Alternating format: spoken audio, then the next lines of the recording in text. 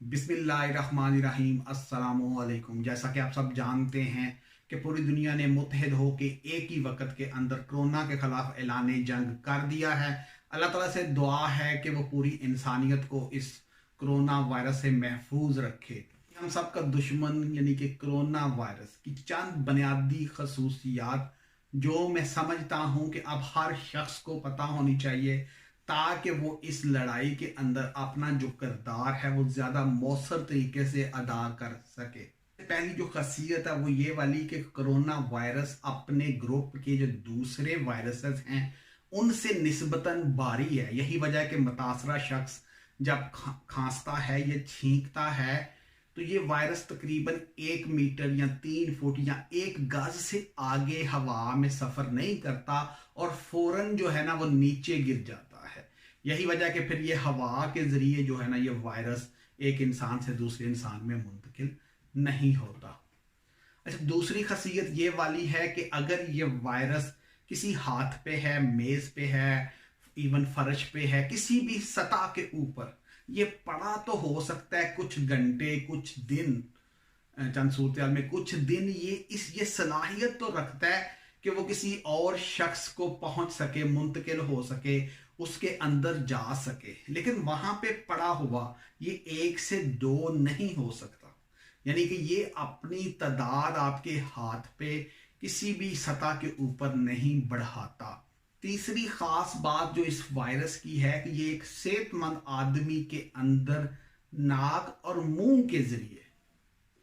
दाखिल होता है, लेकिन इसका जो असल टारगेट है वो आपका निज़ाम तनफ़ुस या सांस लेने का जो निज़ाम है और उसके खुलिये होते हैं। यानी कि ये वो कहाँ से शुरू होता है, वो आपके नाक का बलाई हिस्सा है वहां से, और आपके मुंह शुरू से नहीं बल्कि आपका जो हलक है वहां वो खुलिया वहां से स्टार्ट होता है, चूंकि सांस लेने का निज़ाम। तो उन खुलियों के अंदर ये जाता है, जाने के बाद ये अपनी तादाद बढ़ाता है, यानी कि 1 से 2, 2 से 4, यानी जो भी इसने अपनी तादाद बढ़ानी है वो बड़ी स्पीड से बढ़ाता है, लेकिन उन खुलियों के अंदर ही ये बढ़ाता है। WHO के मुताबिक चंद एक केस ऐसे भी हैं, बल्कि लाखों में एक केस ये शायद, कि ये आंखों के जो खुलिये हैं ना उनके अंदर भी चंद एक मखसूस खुलियों में जा सकता है। और ये बात तकरीबन जो है ना वो ऑलमोस्ट आम हालात में मुमकिन नहीं है, इसलिए ज़्यादा परेशान नहीं होना। तो मेन जो इसका एंट्री पॉइंट है वो आपका नाक और आपका मुंह ही है।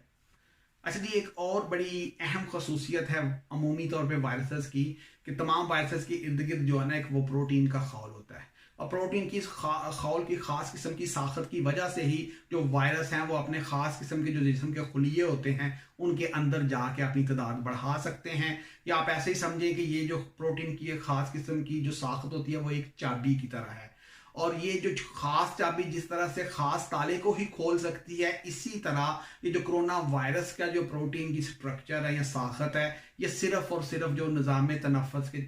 जो खुलिये हैं ये सिर्फ उनका ही दरवाज़ा खोल सकती है, और फिर ये उनके अंदर दाखिल हो सकता है। अगर किसी तरीके से ये प्रोटीन का खौल टूट जाए या ख़राब हो जाए तो मतलब है कि वायरस इस काबिल नहीं होता कि वो जिस्म के खुलियों के अंदर दाखिल हो सके और उसके बाद अपनी तादाद को बढ़ा सके। तो इस वजह से मतलब है कि आपने देखा होगा कि जैसे एक अंडे की सफ़ेदी, चूंकि उसमें ज़्यादातर प्रोटीन होता है, तो प्रोटीन की खास खसीयत होती है कि अगर उसको थोड़ी हरारत मिले तो वो उसकी साखत तब्दील हो जाती है। अच्छा, एक और भी चीज़ है वो होती है अल्कोहल। अल्कोहल भी क्या करती है कि ये वायरस का जो मतलब है कि जब अल्कोहल इस खौल को लगती है ना तो वो इस खौल को तोड़ देती है। तो आपके पास 2 तरीके हैं इस खौल को तोड़ने के लिए, एक गर्मी है यानी कि हरारत है, और दूसरी जो है ना वो अल्कोहल है। अल्कोहल भी थोड़ी हाई मिकदार के अंदर। अगर किसी तरीके से ये खौल थोड़ा खराब हो जाए, बर्बाद हो जाए, टूट जाए, तो वायरस नकारा हो जाता है। नकारा होने का मतलब है कि अब ये जो अपना हदफ होता है, जो जिन खुलियों के अंदर ये जाना चाहता है जा सकता है, उनके अंदर ये अब जाने के काबिल नहीं रहा, ये नकारा हो गया। एक खास बात जो मैं मतलब है कोरोना वायरस के बारे में कहूंगा कि खुशकिस्मती से इस वायरस की वजह से जो शरह अमवात है या किसी सेहतमंद बंदे को जो बीमार करने की सलाहियत है वो इस वायरस के अंदर इंतहाई कम है। लेकिन ये खुलियों के अंदर जो दाखिल होने की सलाहियत है वो थोड़ी ज़्यादा है, यानी कि ये खुलियों के अंदर आसानी से दाखिल हो जाता है। यही वजह है कि ये फैल तो स्पीड से रहा है, यानी इसके फैलने की स्पीड तो ज़्यादा है लोगों को मुतासर करने की, लेकिन उनमें बीमारी या उनकी शरह इमवात काफ़ी कम है। तो असल जो ख़तरा है वो फिर वो लोग हैं जिनका क़ुव्वत मदाफ़त का निज़ाम या बीमारी के ख़िलाफ़ लड़ने का जो निज़ाम है वो थोड़ा कमज़ोर है, यानी जो बूढ़े हैं या वो ऑलरेडी किसी और बीमारी में मुब्तला हैं, यानी कि वो ऑलरेडी उनकी जो क़ुव्वत मदाफ़त है वो किसी बीमारी के ख़िलाफ़ लड़ रही है पहले से ही, तो डेफिनेटली एक और दुश्मन हो जाएगा तो उनको थोड़ा सा ख़तरा ज़्यादा है।